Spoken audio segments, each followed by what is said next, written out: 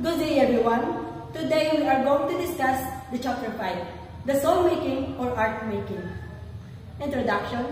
Artists typically don't use the word innovation to characterize their work because innovation implies the instrumentalization of these multiple forms of consciousness to achieve a specific goal. Rather, they talk about creativity, a word that signifies a more open-ended conversation. One that is process-oriented instead of goal-oriented creative process to unfold.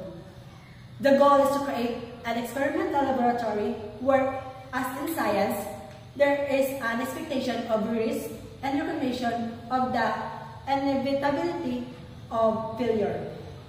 Lesson 1. The process of art making in fact acts of preparation. No one is really an expert in art. It is truly a lifetime process that never ends. Formal training, though not critical, helps the sense that it can speed up one's learning, having the benefit of many teachers' and students' experiences. Soul making or art making. Soul making defines as crafty stories are symbols through imaginations to understand oneself and culture. Anyone can engage in soul making through art making. A preparation in art involves borrowing recognizable image from other sources and using them in a context to create new art. Art making is a fun and rewarding way for people to express themselves and to learn a broad range of skills and concepts. Art making is a fascinating and effective way to introduce students to a wide variety of sectors and help them develop their tactile exploration skills. Younger students develop their motor skills when working on construction or modeling projects that involves manipulating paper, cardboard, clay, and other materials. Next is the art-making process. In the art-making process, students receive guided instruction on how to start and finish a typical art project using efficiency and best practices. Phase 1 begins with sketching, grid lining, drawing or filling and underpainting in this phase. Students learn about introductory best practices on techniques and approaches, and understanding the art concepts. Phase 2 includes adding multiple layers of tone, color, or paint within an artwork. Here, students are required to problem solve and are encouraged in their art to explore, manipulate, and master technique based on art applications. Phase 3 ends with students adding final detail and craftsmanship, showcasing their finished projects. This includes demonstrating the understanding the art elements, habits of mind and effort, communication skills, habits of work, composition concepts, and execution into a well-crafted project. Next are the stages of art making. First is inspiration. This is one of the most exciting moments in the process of creating art. The beautiful moment when inspiration strikes. Wherever ideas came from, they have an uncanny way of striking at the oddest moments, while waiting for the best, in the middle rush hour, or while you're in the bath. Second is percolation.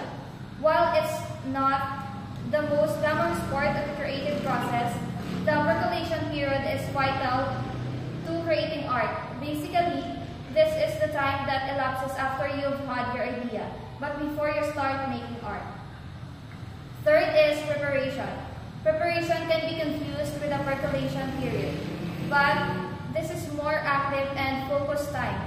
You've settled on your inspiration and how you'd like to proceed. Now it's a matter of figuring out how to make it happen. Fourth is creation. The process of creation can vary depending on your personal temperament, your artistic style, and your medium. Or some, the process of creation is actually quite short and much of the work has been done in the previous phases, for instance, a simple line drawing. Fifth is reflection. This reflection will be different for everyone. For some artists, there's a sort of low-grade post-creative depression that occurs, making them feel a little empty and spent. For others, there's relief. Next is the 7 Division Principle. Number 1 is the Curious Sutta, curiosity, an insatiable, curious approach to life and an unrelenting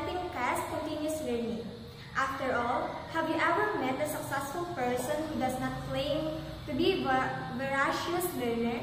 Number 2, demonstrazione, demonstration, a commitment to test knowledge through experience, persistence, and willingness to learn from past mistakes. Number 3, sensazione, or sensation, continual refinement of the senses as the means to enliven experience. To be innovative, we must be aware of what is going on around us. Number 4, sformato, or going up and smoke. The literal translation for this term is going up in smoke. It is about your willingness to embrace ambiguity, paradox, and uncertainty. Number 5 is the arte scienza, or the art and science, developing a balance between logic and imagination. Other terms for this are balancing between art and science as well as whole brain thinking. Number 6 is corporalita, or the of the body. This is about maintaining a healthy body as well as a healthy mind. Fit mind into more innovative and creative solutions. Number 7 is connessione, or connection. This is the simple recognition of the interconnectedness of all the things of phenomena. Next is the arts of cultural appropriation. Cultural appropriation is a concept in sociology dealing with the adoption of the elements of a minority culture by members of the dominant culture by Young of 2010. Appropriation is the practice of creating new work by taking a pre-existing image from another source. Some common sources of appropriated images are works of art from the distant or recent past, historical documents, media, or consumer culture. Cultural appropriation can involve the use of ideas, symbols, artifacts, or other aspects of human-made or non-visual culture. Cultural appropriation is often portrayed as harmful in contemporary cultures and is claimed to be a violation of the collective intellectual property rights of the originating minority cultures, notably indigenous cultures and those living under colonial rule. Often unavoidable when multiple cultures come together, cultural appropriation can include using the culture's cultural and religious traditions, fashion, symbols, language, and songs. There are 5 quite different sources of activity called cultural appropriation. Number 1 is the object appropriation. This appropriation occurs when the possession of tangible objects is transferred from members of one culture to members of another culture. Number 2 is content appropriation. This form of appropriation involves the reproduction by a member of one culture of non-tangible works of art produced by some other culture. Number 3, stylistic appropriation. Sometimes, artists do not reproduce work produced by another culture, but still take something from the culture. Number 4, motive appropriation. This form is related to stylistic appropriation. Sometimes, artists are influenced by the art of a culture other than their own without creating works in the same style. And number 5 is the subject appropriation. This occurs when someone from one culture represents member of aspects of another culture. For the lesson 2, textile art of the minorities. Textile have long served various purposes, including the decorative. For instance, in tapestries and rugs. In the 20th century, as with many mediums, artists began to use textile in new contexts as well as explore the social and conceptual implications of their usage. Textile art. Textile art is the process of creating something using fiber gained from sources like plants, animals, insects, or synthetic materials. Textile fragments have been found dating back to prehistoric times, and there's a good reason for this. Examples of such textiles include tapestries, rugs, quilts, and of course, clothing. People also use textiles to make objects that signaled status or commemorated important events. The textile art also includes those techniques which are used to embellish or decorate textiles, dyeing and printing to add color and pattern, embroidery and other types of needlework, table weaving, and lace making. The tinalak process. The tinalak is a traditional cloth woven by the Tiboli women of Lake Cebu. And to them, this unique fabric represents birth, life, union, and marriage and death. It is often used as blankets and clothing and in rare occasions. It is used in the royal wedding ceremonies. The tinalak is sacred and represents the Tiboli uniqueness and identity as indigenous group of people. We are under the process to be undertaken in weaving a tinalak. Step 1. Kidungon or the abaca plant. Harvesting of the abaca and the stripping of the fibers. Making the tinalak begins by gathering the raw materials used in weaving found in the stems of the abaca plant or the kidungon. In order to produce 40-meter long tinalak, 6 abaca plants must be harvested. The trunk is then stripped of its layers and the first few pieces are laid on a triangular offering table for fugalu. After stripping, the fibers would have to be combed immediately so as to remove the sap that causes the darkening of the strands. It is hung from a house beam and combed with the finger, where the weavers select and separates the fibers according to their thickness. The fibers are spread on a beam and left to dry inside the house. Step 2. Timbung or connecting. Segregation the fiber and connecting them from end to end. After air drying the newly harvested fiber for at least 24 hours or until they are adequately supplied. The fiber are grouped into 3-sized bundles. The softened end fiber, the woman take the abaca strand and hand rub or squeeze them. Step 3. Simdang or setting. Preparing or setting the fiber on the loom for knotting. Once the raw materials has been prepared, the connecting fibers that make up the wrap are set to ganasumoy or loom. This special loom is composed of a complex wooden frame with the teeth pointing upward to preserve the fiber length and softness. After the fiber are smoothing out, they are placed evenly and closely spread on the gunasumoy and held in place by the teladay or wooden bud that is laid across directly over the fiber. Step 4. Mibed or designing. Knotting the fibers prior to receipt dyeing, the next phase is the design process called mibed, which begins on the drying frame. This delicate task of knotting the wrap for the resist dye method determines the design of tinalak. This is the tedious and intricate process that can take up to 4 to 5 weeks as knot after knot is tied into place. Without use of any physical sketches or pattern, the women take fully tied knot on the wrap according to the metal, picture, and traditional design. Step 5. Timugo or dyeing in hemtor and the dyeing of knots, gathering and preparing the natural dyes, dyeing in wrap and tying knots. A tinalak is defined using the 3 traditional colors, black, red, and white. In coloring the abaca strands, the Tiboli woman makes use of natural dyes found in vegetation around the area. The process of resist dye is commonly known as the ikat method that is shared with neighboring countries of Indonesia and Taiwan. Next, step 6, mewel or weaving.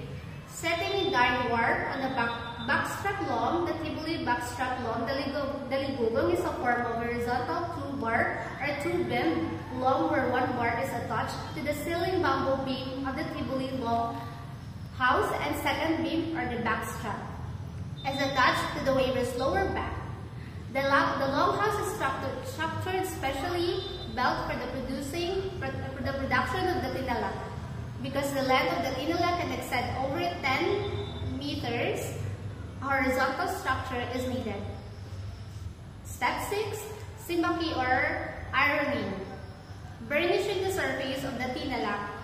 The final phases of producing the tinalak involves burnishing the surface with saki or cowrie shell while the fabric is still moist. This shell is attached to one end of a bamboo stick with the other end attached to the hole in the fueling of the longhouse to help apply the traditional pressure to the procedure. This task involves a strong body, as the shell is firmly rubbed repeatedly on the tinalak in order to flatten it and produce an even Krajewski stained glass. Tinalak and Tibuli art. The Tibuli are famous for their dream-inspired and spirit-infused and tinalak weaving, but also for the embroidery, brass casting, and other crafts. The tinalak weaving is an art form perfected over decades of practice by Tibuli women, and only a handful of master weavers can be considered true dream weavers. The works of Wong are highly valued. The tinalak, a deep brown abaca-based cloth tie-dyed with intricate designs, is produced by women of Mindanao's Tibuli tribe. It is one of the best-known cultural products of the Philippines. Tinalak production is a labor-intensive process requiring knowledge of a range of skills learned from a young age by the women of the tribe. First, abaca fiber is striped by the abaca tree, cleaned, dried, and separated into strands. These strands are then carefully selected, hand-tied, and rolled into balls. Natural vegetable dyes produced by the Tibuli weavers themselves are used to stain these hand-spun abaca fibers. The tinalak is woven usually in the tones of red, brown, and black, and with the end product requiring months of work to produce a single, unique, and wavy. Ishabet. Ishabet is the traditional cloth tapestry made from cotton or silk worn as a head covered by the thousands of Sulu. The most recognized community of Ishabet weavers in Sulu are from Barangay Gimba, Lagasan in the town of Parang.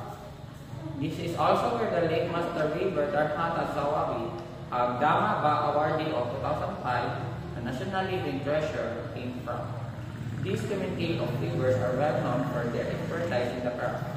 Their bold, contrasting colors, evidence of their weave, and their faithfulness to traditional designs.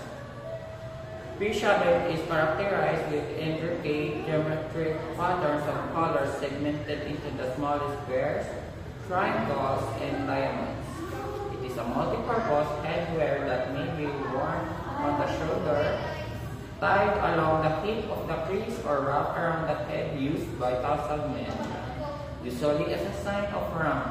In modern times, Ishabet is also used to decorate household such as frames, parties, and giveaways.